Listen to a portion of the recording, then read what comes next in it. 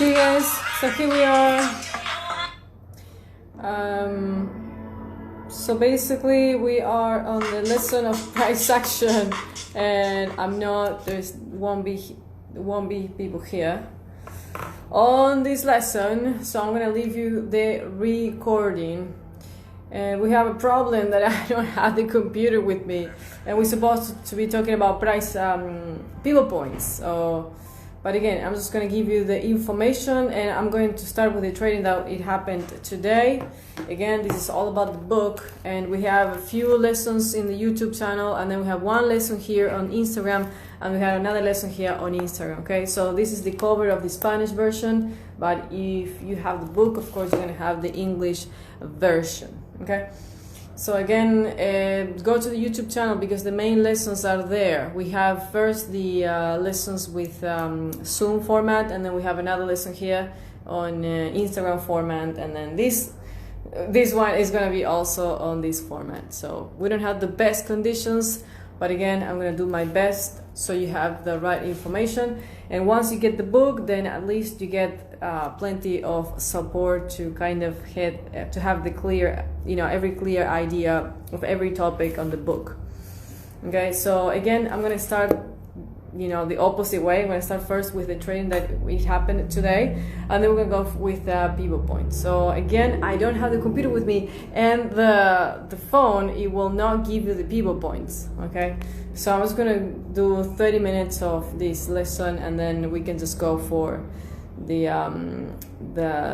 next Monday. Once I have my computer with me, then we can go ahead and continue with everything. So apologies for that, but that's what it is, and it's gonna happen to you too. Sometimes you're gonna have to be trading with your phone. I got my empty phone here, and just whenever you get the chance to use the pivots, you use the pivots. So it's gonna be a great situation how you can actually use price action with no pivots, no nothing, but I already know the pivot information. So I can absolutely understand how the pivot is going to behave without having my pivots on the phone. Because if you know the formula and if you know how the pivots are moving during the day, it's going to be much easier for you just to be focusing on the price action. Okay. So I'm going to go for euro dollar first. I'm going to open up the chart. And then the question that you have to ask yourself first is how the market opened on the previous session and how the market closed. You're gonna use in 1 hour time frame. That's 1 hour time frame, the charts, and then you're gonna start writing your notes. Again, this is a great example how you have to improvise many times when you don't have the right equipment to trade. Okay, so many times it's gonna happen to you also that you're gonna have to be trading with your phone and no computer. Okay, but over time you get used to trade with whatever.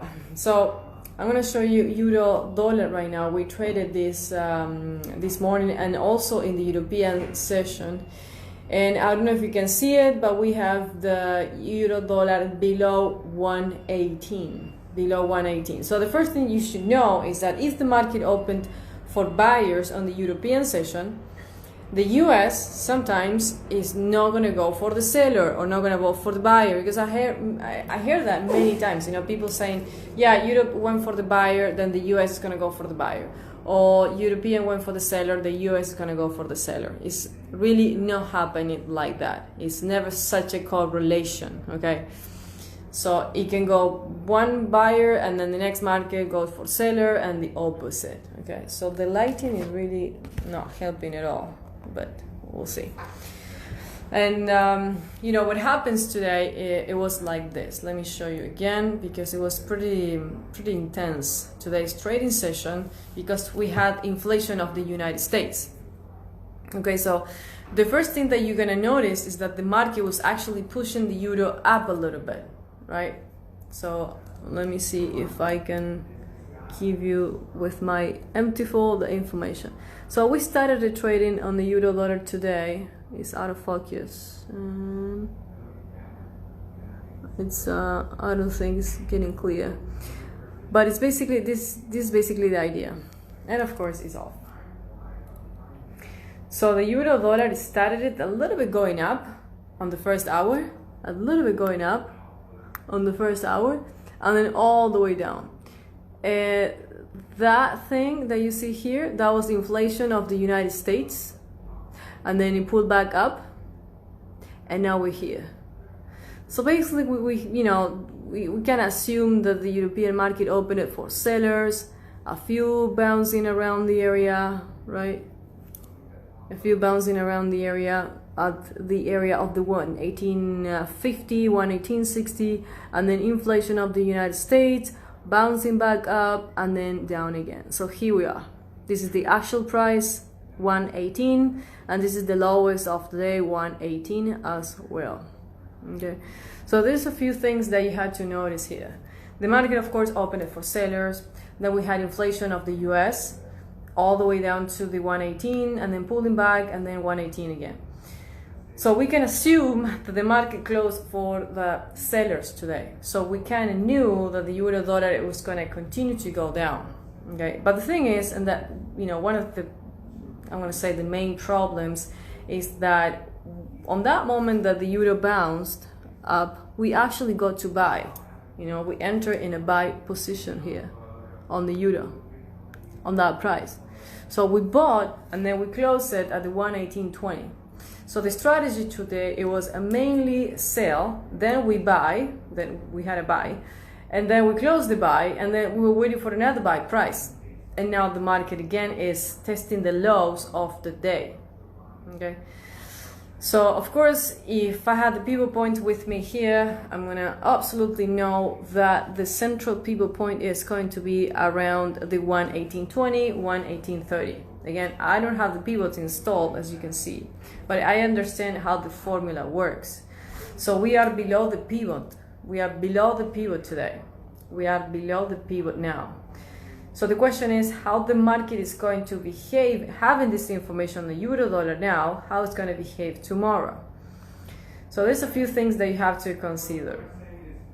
First, the historical levels with the euro dollar is going to show you that euro is actually trying to buy on these levels. Okay, so if I go back in time, because that's one of the main questions, how far back you go on the euro, how far back you go on the pound and everything. And honestly, there's not such an answer for that. You go back as long as you have information, okay? So if I have information of yesterday, I'm going to use that information. If I have information of a month ago, I'm going to use that information. But it's supposedly, if the market was behaving at the 118 and the 117.80 every single time, it should be reacting the same. It should be reacting exactly the same. So that's the the magic of price action, that no matter what year we're talking about, there's always a level that the market is going to react exactly the same way. So if you are 1 year behind, or let's say 2023, 2024, and you're still at 118, you're going to know the 118 is a possible buy level up to 118.20 and 118.30. Okay, so you're going to know exactly the same information. You're going to know that below 18 is going to go down to 117.90, 117.80, and above 118 is going to go up to 118.20, you see? But the 118 is not such a strong price, and that is a fact. The euro dollar is showing us now that it's testing those lows. It's testing the 118 there. Many times it's done that, it's actually done the same. Testing 118, but not going up. Okay, so at this point, again, we actually we got to sell today. We bought the 118, but the impact of the inflation of the United States pushed the euro down, to 118, to 117.90, 117.95. Okay, so at this point, we know nobody's buying the euro. So now we have to wait for the next trading session, tomorrow's trading session. So if tomorrow the euro dollar opened for buyers, we know that we can repeat the process. Like we're gonna buy a 118, 118.10 with the same target, 118.20. You see? So I'm not using information from 2 years back or 3 years back. I'm using the information of today. We're gonna do exactly the same, knowing that the 118.20, that was the target today, and that was gonna be the target tomorrow as well. And also, if we get through the 118.30, then we buy again. You see, But that buy transaction, we don't have it on the euro. So we closed it at the first target. The second buy, I was waiting for the confirmation to do it because I knew that I was buying after all these sellers, all that sell pressure right here. And I was right there, right? And I was right there. So if I'm buying, knowing that all the market was selling, you know, European market selling, the US market selling, inflation of the United States with a positive impact for the dollar, I know that that buy trade, it was a high risk. That was a buy that it was actually not a good idea from the beginning. But if you manage the price correctly, you know that you can always take the bounce of the market. And that's what happened. But we also knew that be careful, because if you're buying with the market opening for sellers, that is an exposure trade. That is a very risky trade. So that's why we bought once. And the second one, we were actually waiting for the confirmation. So pivot points, again, what it's going to tell you now? It's going to tell you that the market is below the central pivot point. It's also going to tell you that below 118, tomorrow we're going to sell on the euro dollar. We're also going to know that we have to be careful with the 118, 117.80, 117.70, because the market is going to be ready there to buy, okay? And again, I don't have the pivots installed on the MT4 on my phone. I only have it on the computer version. It won't allow you to have it in your phone. So it's a good exercise always to remember the pivot point situation from the previous trading sessions that you know, okay?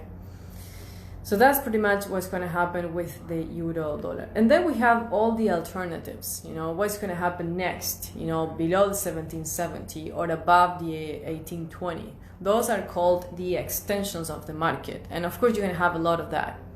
So this week, we don't have that much of the impact with information. We have inflation today, and then we have on Wednesday rates of Canada in the morning, and then at night we have employment of Australia, and then we have retail sales of the United States on Friday. So the impact this week is okay. It's not as aggressive, but yet it's going to be fun to trade. So inflation today, nobody was actually expecting that impact, but it happened. And it was a good thing that we're actually not abusing buying the euro, because we actually have buy preference on the euro on all these areas. But again, that's what happened. So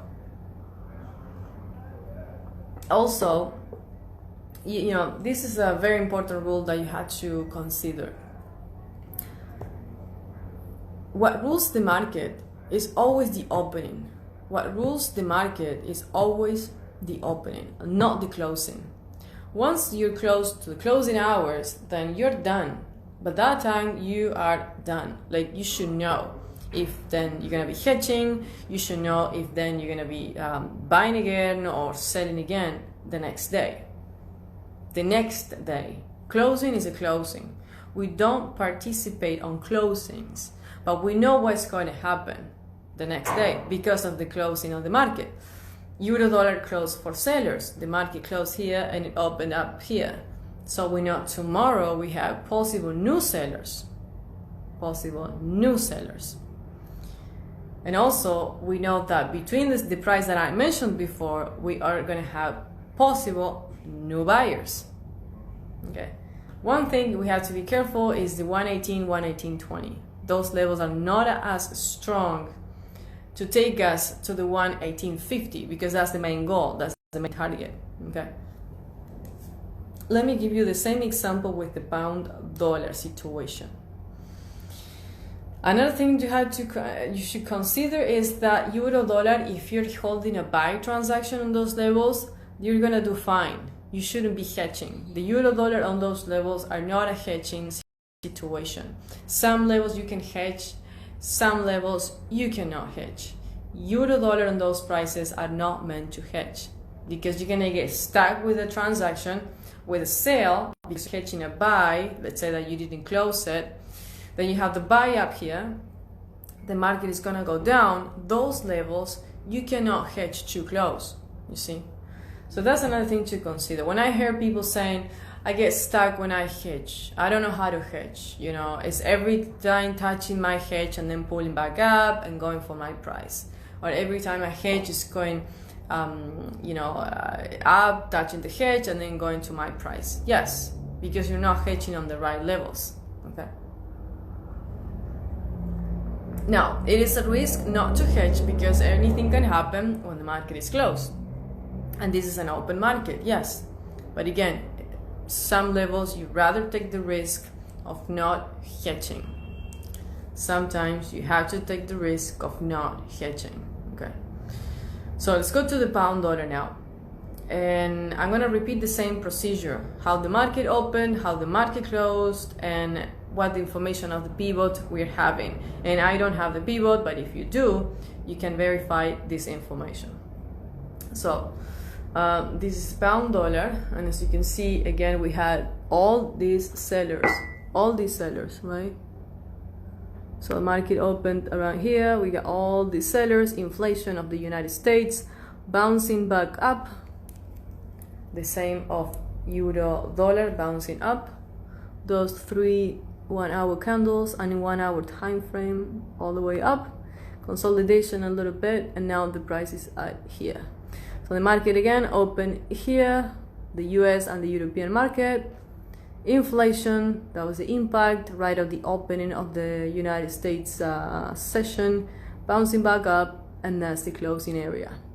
So the market again open here and is closing here, and that means sellers. That means the market has no interest on holding the pound dollar, nor the euro, same situation. So there's a few things here. The strategy for the pound dollar was also into sellers today, but we actually go for the buyer. So we bought twice. We bought twice with the pound dollar, and we actually holding more buy transactions on the pound dollar. So we're gonna have the pivot point at this point above us, so the price is below the pivot, and that means that tomorrow, if the opening of the market is into sellers, it's gonna keep moving down. The question is, what price are you gonna sell, if it is convenient to sell, and what price are you gonna buy, and if it is convenient to buy? Those are always the questions. So for that answer, you need to actually start writing the numbers and see how you're gonna proceed for the market tomorrow. So if you have a clear picture today with the information of the market today, it's gonna be much easier for you tomorrow, okay? So I'm going down on the historicals here, and I see that the pound dollar is actually below 138.30, is going down to 137.90 and 137.80. Okay, so that's the first information I see. That below these levels is going down. So tomorrow, the first price that you're gonna see is this. You're gonna write down the 138.30, and from that point, we're gonna sell down to 138.10, then 137.90 and 137.80. So basically, the pound dollar is all into the sellers. It's all into the sellers at this point. Again, we are at the closing hours. I'm talking about tomorrow's trading. At the closing hours, we don't do anything. We don't trade, you know. Sometimes we have opportunity, but it's not the case. I'm just saying tomorrow, below 138.30, we are going to sell. Okay, and those are the targets that I just mentioned. Let's say that tomorrow the market opened for buyers. Okay, so if we find if we see the pound dollar tomorrow at 138, at 137.90 and 137.80, and the market open for buyers tomorrow, most likely we are going to buy as well. That's how it works, because those levels are the actual market is waiting for the buyer. Those prices, the market is actually waiting for the buyers. Okay. So you have to be able to recognize when the market open for buyers and sellers and what prices you're going to use, because that's everything. That's everything you have to actually know and understand. Okay, so let's say that tomorrow the pound dollar is not opening for buyers, it's opening for sellers. So let's go and see what will be the possible scenario. So we got the market opening for sellers tomorrow, and then we know that we can sell down to the 138, 137.90, 137.80. Great. So if it gets through the 137.80, we can keep selling down to 37.70 and 137.65. Eventually the buyer is going to be waiting for the pound dollar. Eventually the buyer is going to be waiting. So how you know that? Again, for the historical levels. So for example here, I'm actually with the crosshair, understanding where is the buyer waiting for the pound. Where is the buyer waiting for the pound, right? I don't know if you can see it, but that's the line of my crosshair. So I know the market is gonna try to find some buyers in here, and around here. There's a lot of buyers waiting for the pound dollar down there. And that price is between 137.60 and 137.70, you see? So again, those levels, the market will be waiting for the buyer. So if tomorrow the market opens for sellers and we get to sell, don't you forget that yet we have buyers waiting for the pound. We do have buyers waiting for the pound, okay? So you can sell, no problem. But whenever you see those levels, you stop selling. And many times it's going to happen that certain levels you're not able to do anything. Certain levels you're not able to sell because again, buyer is waiting there for you. And most likely you're gonna get stuck with a sell trade and you knew it that those prices was actually to wait for the buyer. Okay. Some prices let go and you wait for the opposite market. So if tomorrow it open for buyers, you know what to do. If tomorrow open for sellers, you know what to do as well. Some trades, I totally know that tomorrow if we have a seller opening, some sell trades we are not able to do and we have to wait for the buyer. Okay, so pivot points information very easy. We have it above us. We have the central pivot point of the day around the 138.50, 138.40, very easy. So it's telling us, get ready for more sellers tomorrow for the pound dollar. Again, down there, we do have buyers. We do have many buyers waiting for the pound dollar. Okay, let's go to the dollar yen. We're gonna repeat the same analysis here. Okay, so consider again that we had inflation of the United States in the market today. So it looks aggressive, the charts, but we know that inflation is just, it's not changing any projection or any preference, okay? So you always keep in mind the preference. Always keep in mind your preference. Okay, so this is dollar yen, and of course, if we got the euro and the pound going down today for inflation, we have the dollar going up, right? So I'm going to show you the dollar yen today. Of course, we have this situation with dollar yen. You know, that was inflation, and the market opened with dollar yen down here. That was the opening situation, inflation, and now we have the price up here. So that's the closing. That's the closing for the dollar yen. It opened down here, inflation, and then bounce down here, which we actually go to sell today here, and then bouncing back up, and that's the closing. So we all know that dollar yen is closing for buyers today. Yes, it's testing the highs of the day. It's actually the market right now. It's testing the highs. I don't know if you get to see it. Testing the highs. That was the highs of the day. So that's a pretty interesting piece of information, because we know that today the market closed for buyers, but we know those are the highs. So most likely we're not going to buy on dollar yen, and we are going to wait for the seller. We are going to wait for the seller on dollar yen. But it's something very interesting here. Let me show you. So I say, yeah, I'm going to sell because those are the highs of the day. The question is, where are we going to sell? We don't know yet. We don't know that, because we need the opening.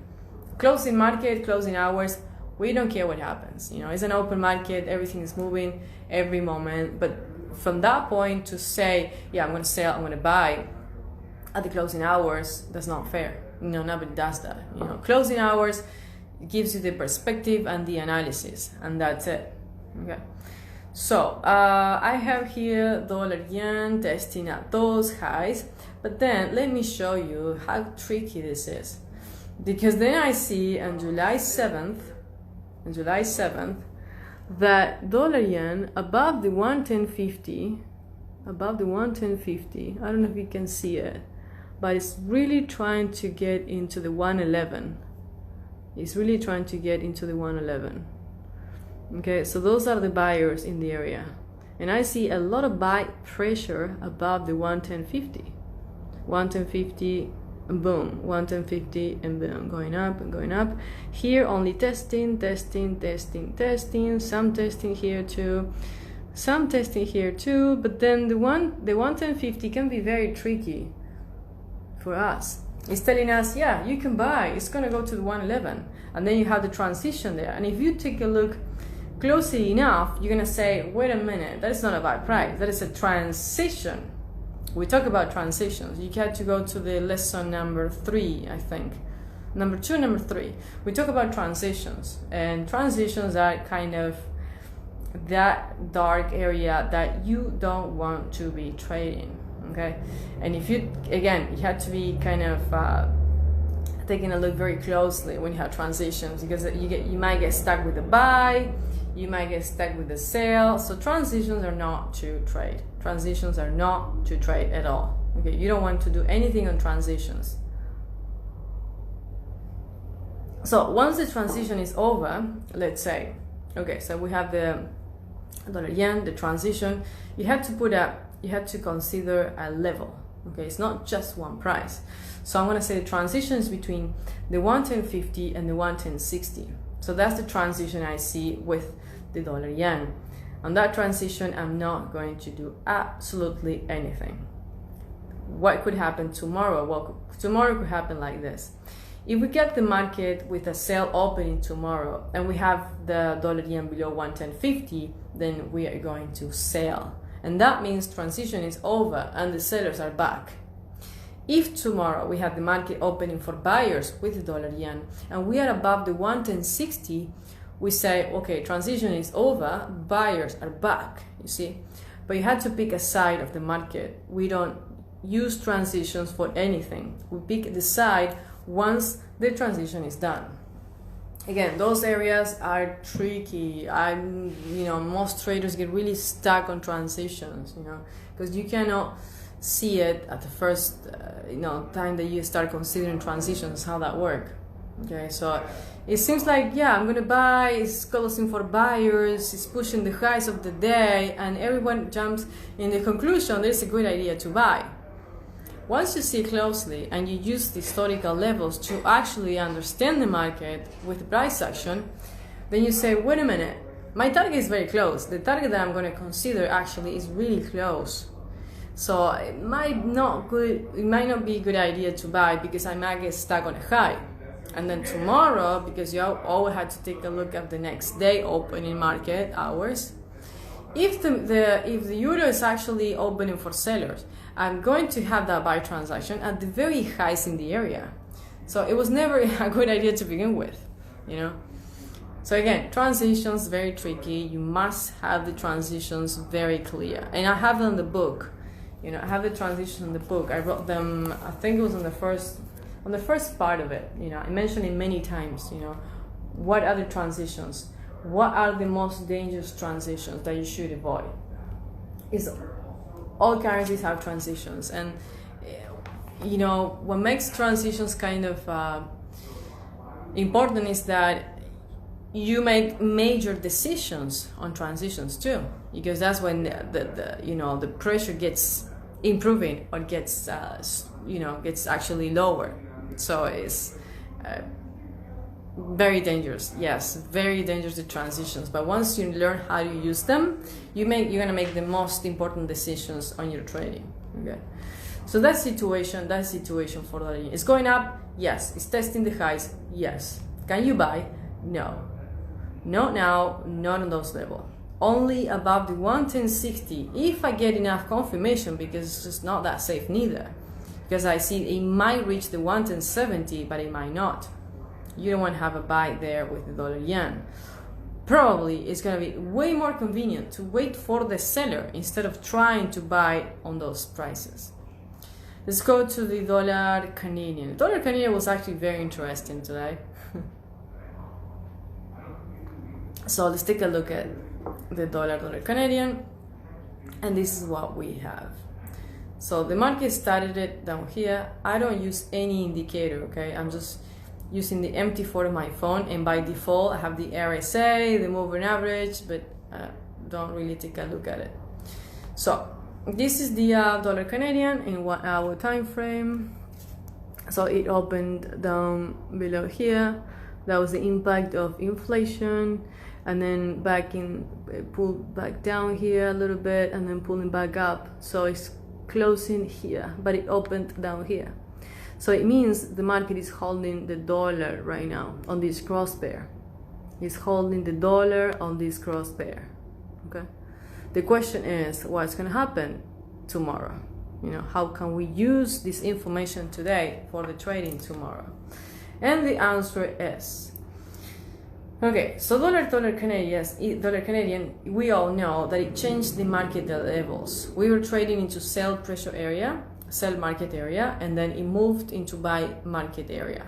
So to sell the dollar Canadian is actually against the market area that we are in. Okay, so that's the very important piece of information right there. So we got to buy the dollar Canadian today at 25 with a target 25.20, and that was the only trade we did using the inflation of the United States. Just the one market interval around here. That's it. And then we go to sell. We sell at 25 with a target at 24.90, 24.95, but actually I decided to close before that. So we close any sell and any buy on dollar Canadian. We have now trades on the dollar Canadian. So tomorrow what's going to happen is this. The pivot points, we have them below us. The pivot points of the central pivot point of the dollar Canadian is around the 125. So if tomorrow we get below 125, we're going to sell, yes, 100%. But if tomorrow we are above the pivot point, which is happening now, we're above the pivot point, then we are going to use the highest level of the dollar Canadian. We're going to use the highest level. So the highest level, if you see here, the highest price today, I don't know if you get to see my crosshair, that's the highest price of the day. And it's around the 125.40. It's around the 125.40. That's the dollar Canadian. So the question is, how you handle that situation, because that's the highest price. So to me, it's very easy. Okay, well, that's the highest level for the day. Then tomorrow, if it gets through the high of today, we're going to keep buying. Okay, so we're going to use 125.40 up to 125.50 and 125.70. Because then we have the highest of July 8 at 125.80 and 125.70. That's July 8th. That's the other highs. These are the highs of today. That's the actual price that is testing right now. And these are the highs of July 9th. So yeah, it can totally go all the way up here. And as you can see, the market actually had buy pressure in this area. So it can absolutely reach again those highs, yes. But then you need to have projection. We have the rates of Canada coming up on Wednesday.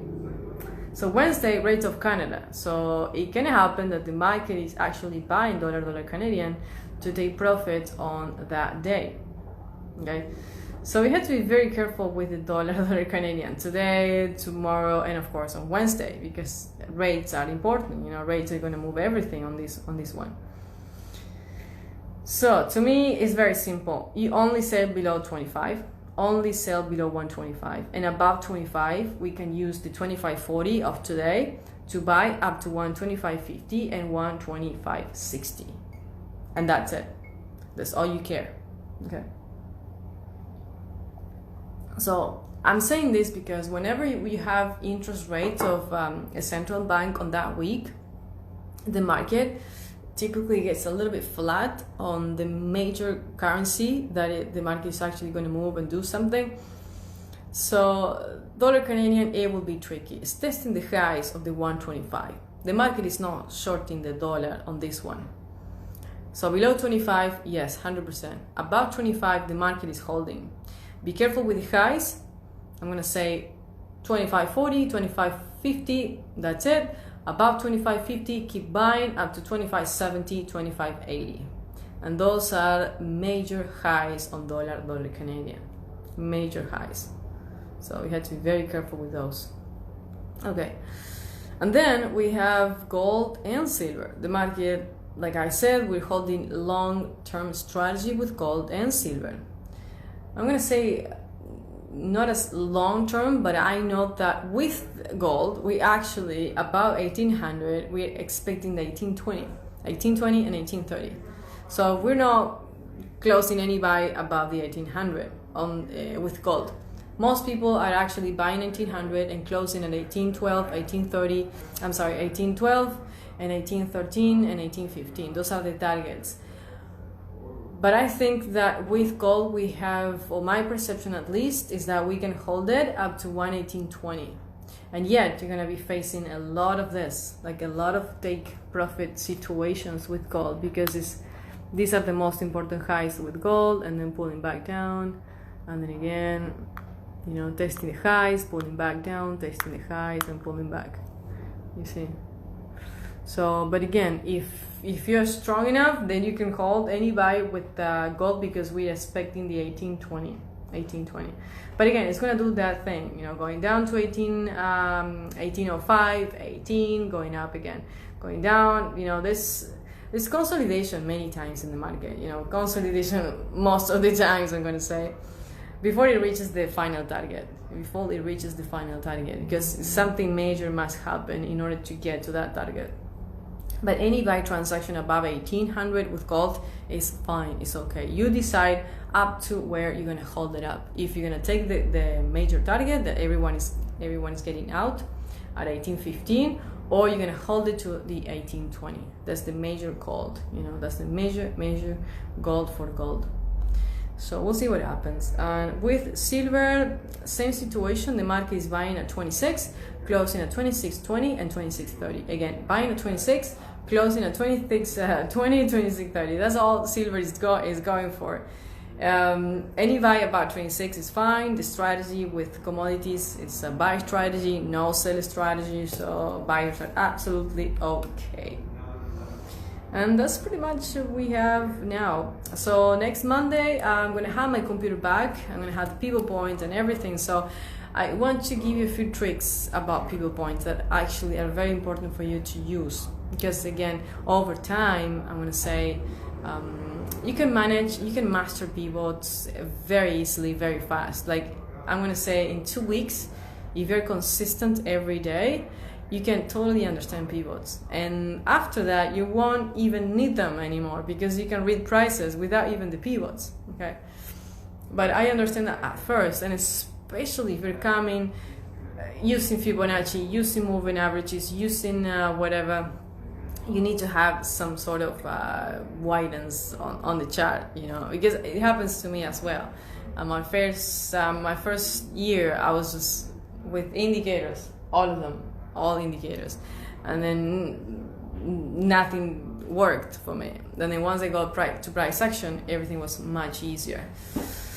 And pivots, it helps. It will not set up the strategy for you, it will not do the thinking for you, but it will absolutely tell you, you know, if it is a buy day or if it is a sell day. That's major.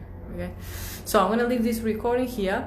And again, next Monday, we go again with pivot points, having the pivot points and going through just a few things that I think is good for you, because you're gonna use pivot points also in 1 hour time frame, 4 hour time frame, and it's also good to use it in 1 day time frame. That gives you a lot of insight when you use pivots in longer time frames, okay? So I think that part, you are not, if you're into pivot points, you're not using, or you're not getting the full potential of the tool. So I'm gonna give you the insight for those time frames next Monday. Okay guys, I'll leave the recording here, and Caro's gonna send it to all of you. So next Monday, remember, have the platform with the pivots installed, because we're gonna go through them again. Have a good one, bye bye.